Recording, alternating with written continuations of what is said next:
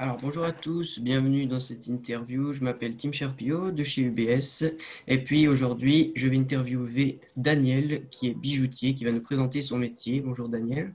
Bonjour, Alors je te laisse te présenter pour commencer déjà rapidement. je m'appelle Daniel. J'ai fait mon apprentissage chez Chopard pendant 4 ans. Euh, Maintenant, je travaille là-bas aussi. J'ai été engagé à 100%. Euh, j'ai fini mon CFC du coup en 2019. Cette année-là aussi, j'ai remporté les championnats suisses.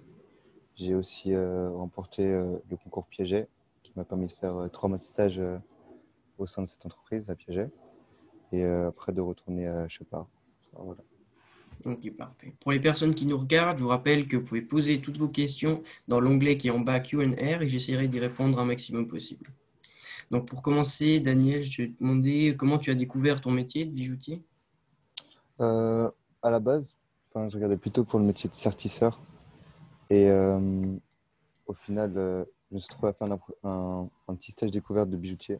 Ça m'a énormément plu. Euh, Après, en discutant avec le formateur, je suis revenu faire un autre stage. Et là, il a décidé de m'engager. Et puis, après, c'était que du bonheur, quoi. Ok, super. Et puis, quel a été un peu ton parcours avant d'arriver chez Chopard? Avant d'arriver chez Chopard, bah, j'ai fait mon école obligatoire. J'ai fait 1 an de collège à Genève. Et après, enfin, cette année de collège, elle m'a permis de me rendre compte qu'il fallait que je fasse quelque chose de manuel, qu'il fallait que je travaille, que les études, c'est pas trop mon truc. Du coup, voilà, après, je suis tout de suite parti sur l'apprentissage. Ok, super. Alors là, on a une première question. Qu'est-ce qui t'a tout de suite plu dans ce métier? Quels aspects surtout qui t'ont plu? Le fait qu'en fait, même en travaillant pour une grosse entreprise, tu as des directives, on te dit de faire les choses d'une certaine façon, mais tu as ta liberté. Tu peux toujours, c'est toi qui vas décider un peu du volume de ta pièce, de comment tu fais ta pièce. Après, tu peux aussi partager avec des gens, se mettre en commun, mais tu es hyper libre en fait. Tu peux vraiment faire un petit peu comme tu veux. Et ça, Ok, c'est hyper cool. ok. Ensuite, qu'est-ce que tu pourrais nous dire un petit peu une journée type quand tu travailles? À quoi elle ressemble? J'arrive le matin. Je commence, je regarde si le travail que j'ai effectué, je m'organise, qu'est-ce que je vais faire quand, parce qu'entre-temps, il y a des choses qui doivent aller faire polir, d'autres sertir. Donc j'organise ma journée comme ça, et puis après je vais arriver, je vais commencer, je sais pas, faire deux, trois croquis pour savoir comment je vais faire. Euh, des fois, je prends mes plaques, mes fils, je commence à plier, à souder, à scier, à limer, à assembler, et puis voilà. Ok, cool. Est-ce que ton travail se fait plutôt en solitaire ou bien en équipe? Ça va dépendre des projets. Il y a des projets qui peuvent se faire seuls parce que c'est des petits projets. Ça sert à rien d'être 50 dessus. Mais après, il va y avoir des plus gros projets où, pour pouvoir avancer plus vite ou avoir, comment ça, rassembler les connaissances, on va dire, pour faire ce bijou, on va travailler plutôt en équipe, quoi. Ok. Et puis pour faire un bijou, ça te prend environ combien de temps à peu près? Ça varie beaucoup? Ouais, ça varie beaucoup. Pour une bague, ça peut prendre une journée, même pas. Et on peut être sur un gros collier qui va prendre plusieurs mois à faire, quoi. Ok. Est-ce qu'il y a des aspects dans ton métier qui te plaisent un petit peu moins, des choses un peu moins bien? Il y a des trucs un petit peu moins bien. Après, bah, on va dire, des fois, ça peut arriver de travailler pour des pièces de série, on va dire. Et du coup, ça peut être répétitif, ça peut être toujours la même pièce qu'il faut juste nettoyer, faire belle. Du coup, ça, c'est un peu moins cool, mais ça fait partie du travail. Enfin, après, même des fois, sur un beau collier, il va y avoir plusieurs fois le même élément. Il faut le refaire plusieurs fois, plusieurs fois, plusieurs fois, plusieurs fois. Au bout du 20e, ça peut être long, mais après, après c'est pas plus dérangeant que ça, parce qu'au final, on assemble, on voit le résultat à la fin, et puis c'est super beau. Ok. Donc là, on a une question qui revient pas mal. Si tu es d'accord d'y répondre, est-ce que ton métier il gagne bien? Quel est à peu près le salaire? Alors, ce qui gagne bien, moi j'ai envie de dire que oui. Après, ça va dépendre un peu du parcours aussi. Euh, Moi, ayant gagné les championnats suisses et concours Piaget, honnêtement, faut être honnête, ça permet d'augmenter son salaire. Après, au niveau salaire de base, c'est un salaire moyen. Enfin, c'est acceptable, c'est franchement acceptable. Après, ça va dépendre aussi d'où on travaille. C'est une grosse entreprise, un petit atelier, ça change tout aussi. Ok. Et puis, ton apprentissage, il a duré combien de temps? C'est 4 ans. C'est quatre- Et il y a moyen de faire une mature intégrée dedans, en 4 ans aussi. Ok. Puis donc là, il y a l'école professionnelle avec. Ouais. Puis c'est combien de fois par semaine? Alors, pour les apprentis en entreprise, c'est une fois par semaine. C'est en général des cours de dessin le matin. Il y a des cours de dessin de bijoux le matin. Il y a soit de la gémologie, donc tout ce qui est étude des pierres, soit de la technologie, tout en rapport avec l'étude des métaux, l'extraction de l'or, enfin, les points de fusion, tout ça. Et l'après-midi, il y a de la culture générale et de l'histoire de l'art en général. Ok. Donc là, il y a une question, quelqu'un qui demande si on peut trouver des entreprises en tant que bijoutier ailleurs qu'au Jura ou à Neuchâtel.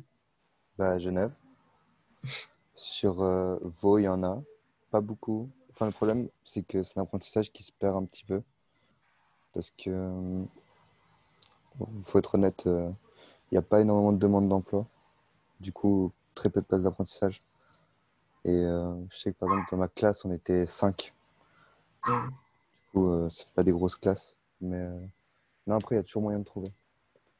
Sur Genève, je crois que c'est un endroit où il y a le plus. Après, en Suisse alémanique, il y a pas mal. Ils sont beaucoup. Et puis ouais, voilà. Ok. Une fois que tu as terminé l'apprentissage, est-ce qu'il y a toujours une offre d'emploi qui suit ou bien c'est avec tes performances plutôt qu'on va te proposer une place après de travail? Euh, Moi, à Chepard, là où j'étais, je sais qu'ils forment pour engager. Du coup, c'est leur but de former un apprenti pour l'engager ensuite. Après, je sais que dans ma classe, il y en a qui n'ont pas forcément trouvé du boulot. Il y en a d'autres, ça a pris un peu de temps, mais ils ont trouvé. Et après, ça dépend des patrons. En général, les patrons, quand ils forment un apprenti, c'est parce qu'ils veulent l'engager après. Ok. Et puis, est-ce qu'il faut avoir des prédispositions pour faire ce métier, par exemple être manuel, savoir bien dessiner, etc. Euh, Honnêtement, il y a peut-être je dirais, il faut plus être intéressé par ce métier que d'avoir des prédispositions. Parce que après ça vient au fil du temps à force de s'entraîner, faire des pièces. On, on, on acquiert une habilité avec ses mains. Pareil, au fil du temps, à force de refaire des choses, on a une vitesse qui vient aussi. Et je pense qu'il faut plus être vraiment intéressé par le métier, voire passionné, déjà avant, pour puis surtout voir ce que c'est. Faire un stage pour voir ce que c'est le métier, voir si ça nous intéresse, plutôt que d'avoir des vraies prédispositions. Ok.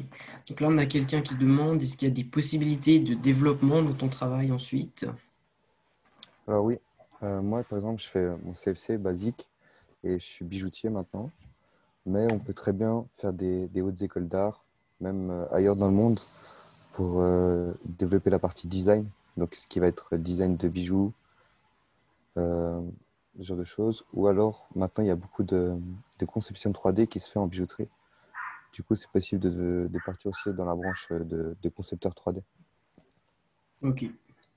Donc il y a vraiment plusieurs branches après qu'on peut développer, quoi. Ouais. Alors, quelle est ta plus belle expérience professionnelle? Bah, je pense que c'était quand même les championnats suisses, quoi. Enfin, ce que j'ai vécu, c'était vraiment une expérience ouf. Ce petit stress-là, on a une pièce, pas beaucoup de temps pour la faire. Puis non, non, c'était vraiment ouf. Ok. Alors, quelqu'un qui demande quel est ton domaine préféré dans la bijouterie? Le sertissage, des choses comme ça. Ah, alors moi, je fais pas beaucoup de sortissage. Je fais un tout petit peu, je trouve ça c'est cool, mais ce que je préfère, je pense, c'est la partie assemblage. Quand on va venir souder nos pièces ensemble. Des fois, c'est vraiment tout petit. C'est des anneaux qui font même pas 1 millimètre d'épaisseur et puis il va falloir venir les souder l'un dans l'autre sans qu'ils se soudent ensemble pour que ça bouge toujours. C'est hyper cool. Ok. On a quelqu'un qui demande quels sont tes objectifs professionnels. Est-ce que tu aimerais devenir indépendant, ouvrir ta propre bijouterie ou bien devenir designer, autre chose? Alors, indépendant, ça m'attire pas plus que ça. Parce que des retours de l'expérience que j'en ai eu, ça m'attire pas plus. Par contre, ce que j'aimerais beaucoup, c'est un jour moi former des apprentis. Ça, peut-être partir faire de la bijouterie un peu partout dans le monde, voir. Parce que les façons de travailler sont hyper différentes partout, même d'un atelier à l'autre. Et d'un pays à un autre, c'est encore plus différent et ça m'intéresserait de voir ailleurs. Et puis, au final, devenir formateur. Quelqu'un qui demande est-ce que tu irais où, dans quel pays plutôt tu privilégierais d'aller pour faire de la bijouterie? Alors, je sais qu'il y a le Japon. Là-bas, ils travaillent beaucoup avec les perles, tout ce qui est perles et tout ça. Ça m'intéresse énormément. Et il y aurait Paris, j'aimerais bien aller.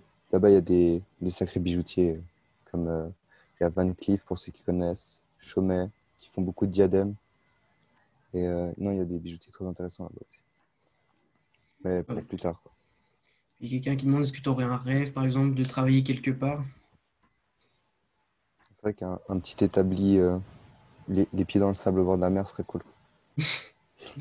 Ok, super.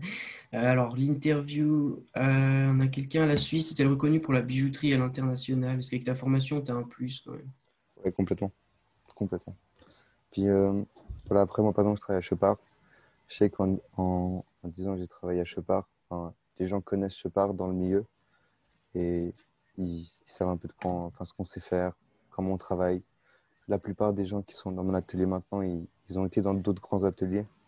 Donc, c'est un assez petit monde en vrai. Mais oui, le CFC suisse est hyper reconnu. Ok.